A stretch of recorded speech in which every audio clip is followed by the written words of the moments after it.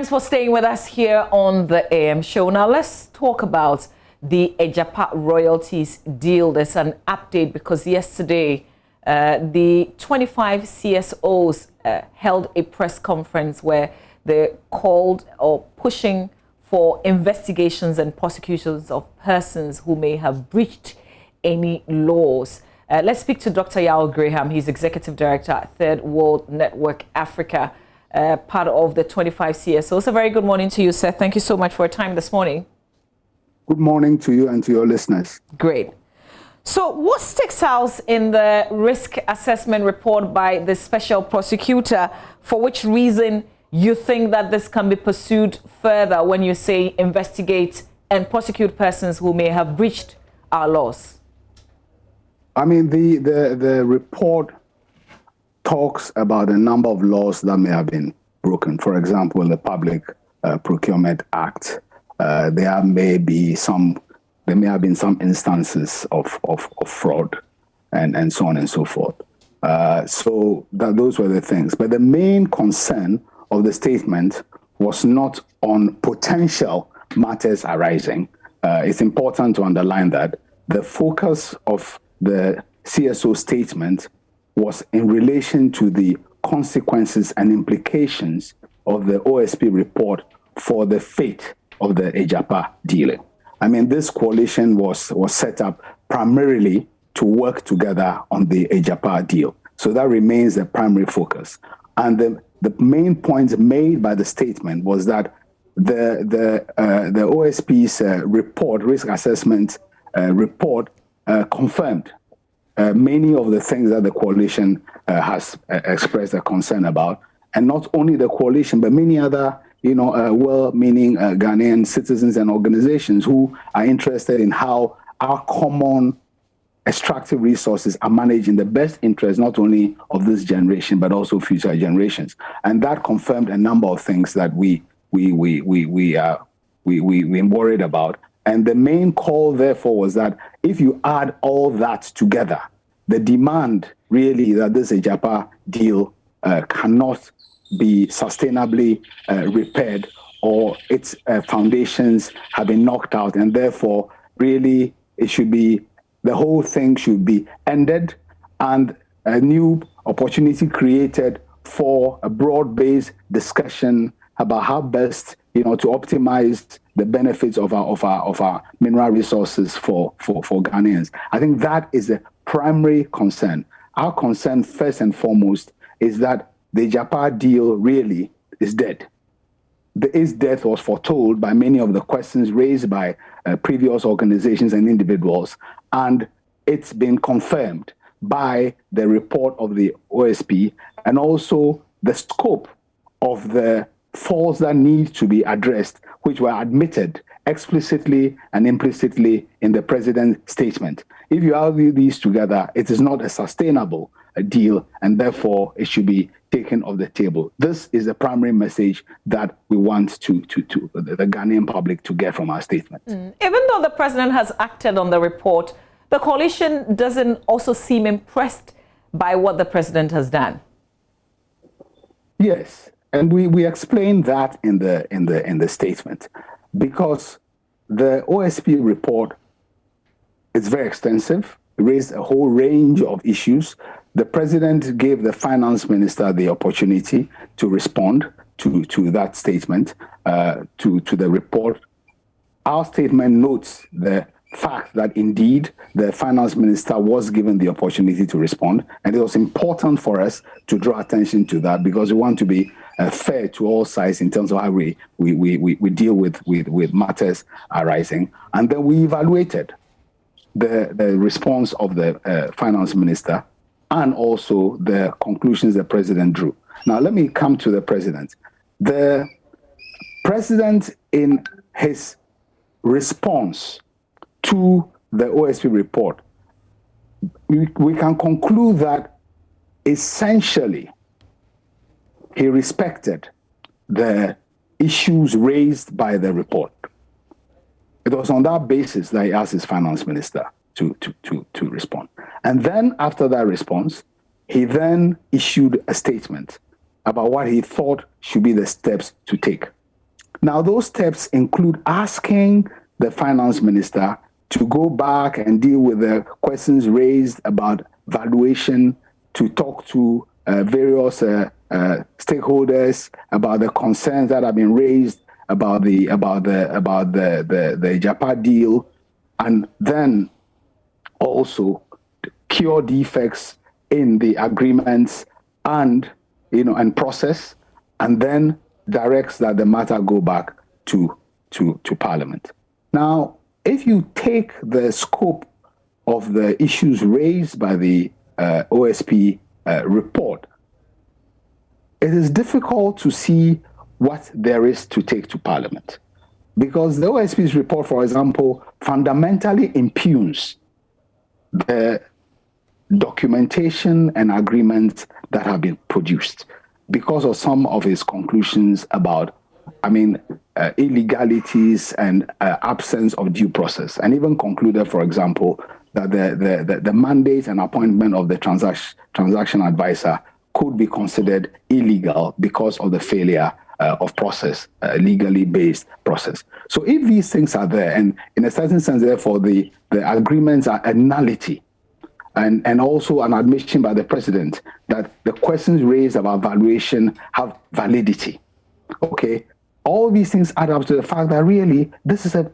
fundamentally flawed idea, badly implemented, and therefore what would be there to cure, to take to Parliament. So it was on this basis that we said, even though, with all due respect, the president has sought, and to his credit, to respond, positively and promptly to the OSP report, we think that really his response does not deal with the full implications of the document which found the basis of his intervention.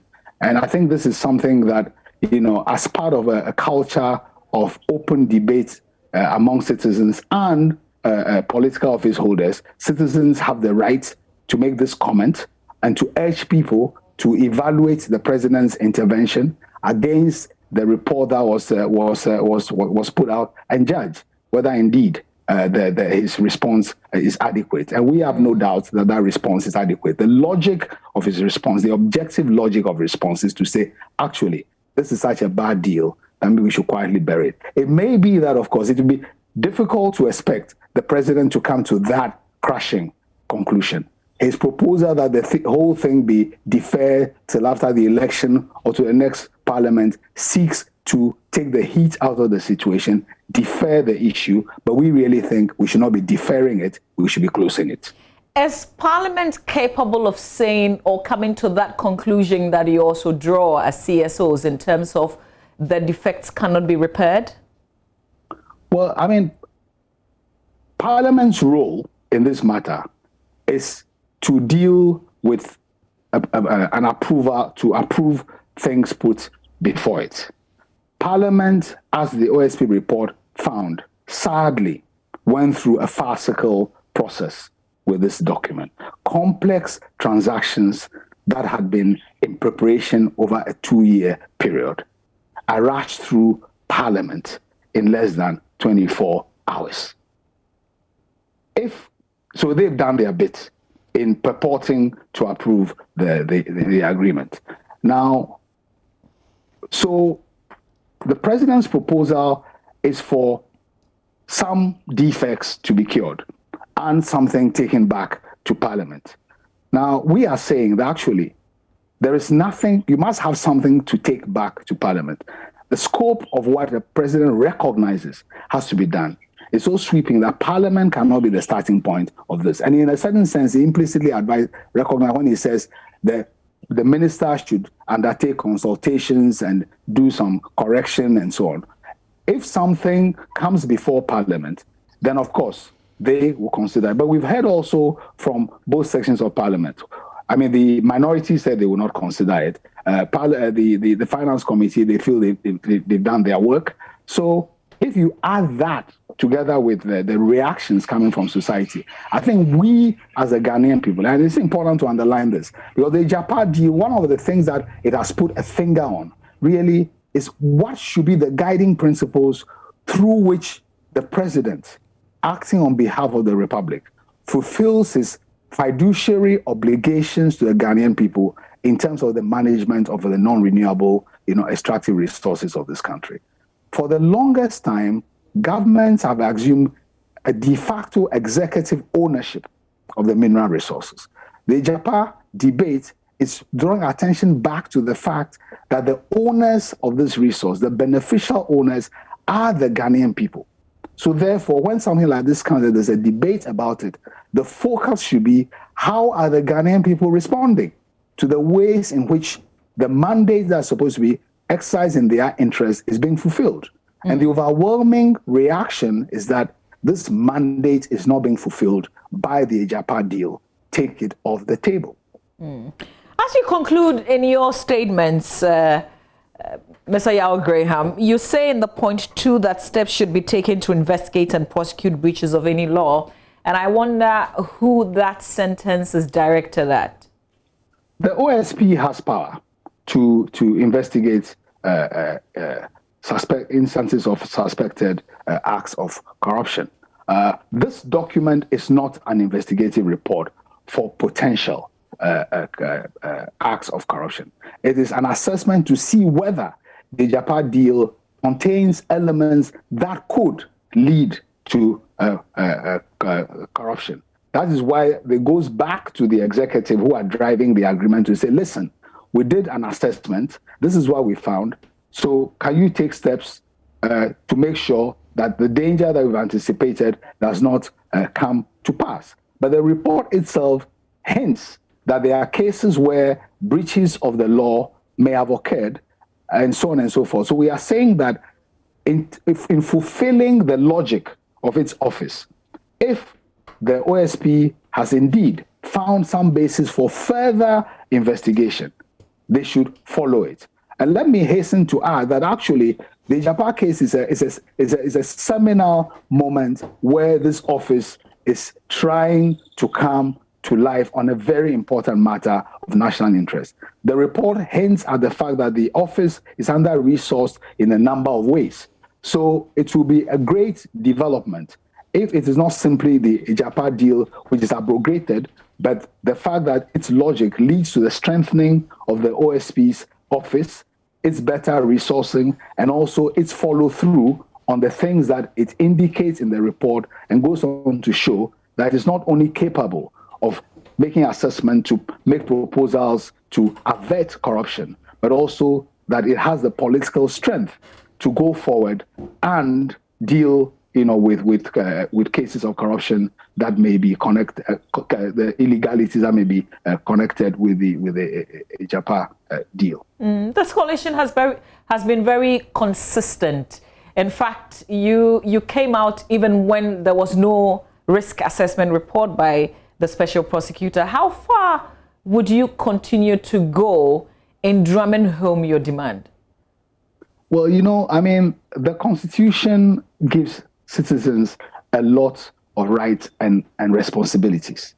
Let me draw your attention, for example, to Article 37(2) of the Constitution, which enjoins the government to pass laws to facilitate the rights of citizens to defend their interest in the development process.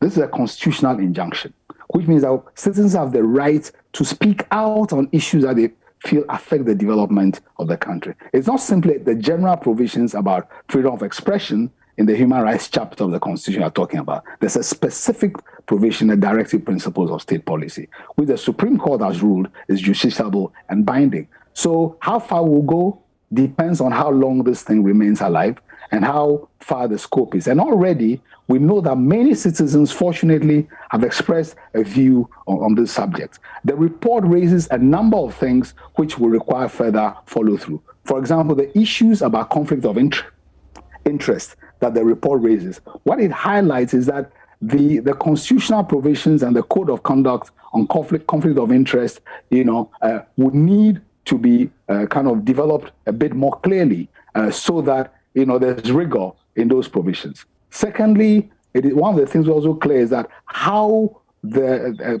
functionaries of the Republic manage the country's non-renewable resources some more extensive and more clearly articulated principles may be needed to fill the gap between the general provisions of the Constitution about public ownership and vesting in the President on behalf of the people to the day-to-day management, where really we have these kinds of problems. Because this is not the first time, for example, that Parliament has rushed through a major agreement on extractive resources in this country. So all these things go to there are a number of different elements. The governance processes and the role of the legislature has also been highlighted by this. The issues around conflict of interest has been highlighted. So there are a number of subsidiary issues embedded, in the Agyapa issue, which will be worthy of following up once the strategic objective, which is to say that this Agyapa deal